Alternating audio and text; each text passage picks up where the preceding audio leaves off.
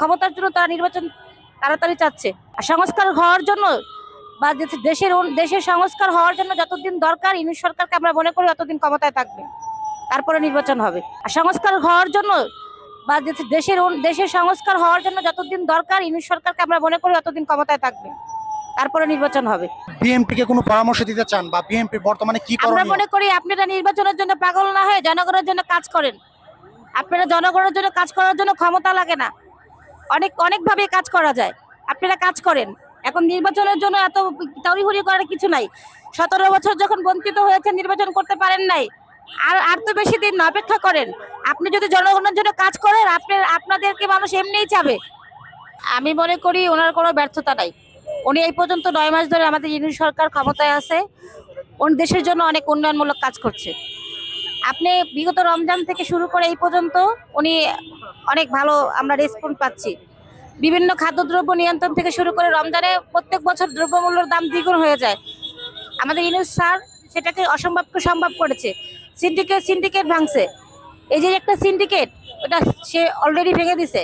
এখন আপনি বিভিন্ন জায়গায় ফুটে দোকানপাট করছে, কোনো চাঁদা দিতে হচ্ছে না, আমরা এর মধ্যে খবর পেয়েছি।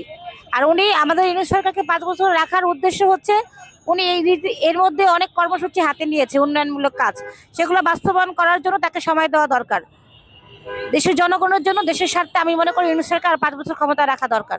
যতদিন পর্যন্ত জনগণের কাছে না পৌঁছায়, জনগণ আমাদের সাথে বেরিয়ে ঘর থেকে বেরিয়ে এখানে একমত পোষণ না করে ততদিন পর্যন্ত আমাদের এই কর্মসূচি চলবে। আমাদের মতো করে আমরা কর্মসূচি পালন করছি, বরং তো আমরা অনেকে আমাদেরকে বিভিন্ন কলেজ শিক্ষা প্রতিষ্ঠান থেকে আমাদেরকে ফোন দিচ্ছে, মেসেজ দিচ্ছে যে না, ওনারা আমাদের সাথে একমত আছে, ওনারা ওনাদের জায়গা থেকে কর্মসূচি শুরু করেছে। ক্ষমতার লোভ, এটা জনতার লোভ, জনতার কিছু না, ক্ষমতা।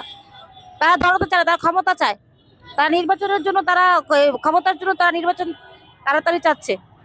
এটা তো সবাই বুঝতে পারছি আমরা, দেশের জনগণ। অবশ্যই আমরাও নির্বাচনের বিপক্ষে না, নির্বাচনের পক্ষে, কিন্তু আগে সংস্কার দরকার, তারপরে নির্বাচন। আর সংস্কার হওয়ার জন্য বা দেশের সংস্কার হওয়ার জন্য যতদিন দরকার ইউনিট সরকারকে আমরা মনে করি ততদিন ক্ষমতায় থাকবে, তারপরে নির্বাচন হবে। না, আমরা এখন ওনাকে নিয়ে কথা বলছি না, আমরা এখন দেশের জনগণকে নিয়ে ভাবছি। আগে আমাদের সংস্কার দরকার, আমি এখন ওদিকে যাব না। কারণ উনি কি করেছে, ওনার আমলনামা কি হয়েছে এদেশের মানুষ দেখেছে। মানুষ স্বেচ্ছায় ঘর থেকে বেরিয়ে এসে তার অবস্থান জানিয়েছে। এর পরিবর্তে আমি আর কিছু বলতে চাই না।